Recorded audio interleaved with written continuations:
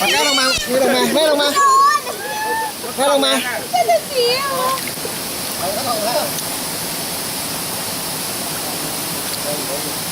เห็นตีนได้นะพวกมันใส่หิวเฮ้ยอย่าทำดิ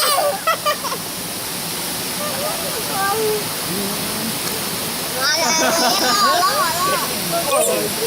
ฟ้ามันจะเข้าเสื้อฟ้าน่ะปากกาลงมาจะได้หายเหนื่อยมันเหมือนมันกัดเลยอะหล่อแล้ว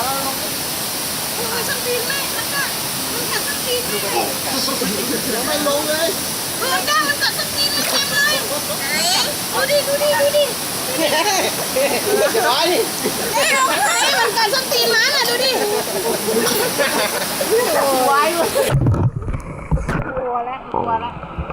าอยากให้มากลัว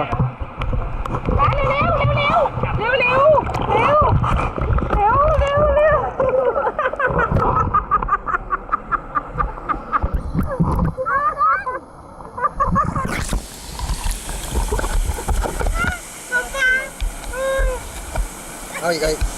ปากกามั่งตีนไม่ได้เลยพวกนี้ไปเจอยังปากกาลงมาโอ้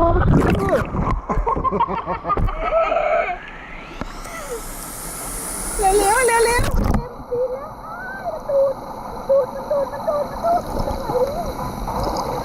ฝุ่นไปหาป้าเลยป้าเรามือให้มันจุ่มดิ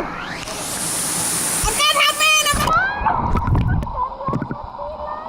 โอ้ my god ปากกาลงมาอย่าทำนะอุ้ยอย่าให้ฝุ่น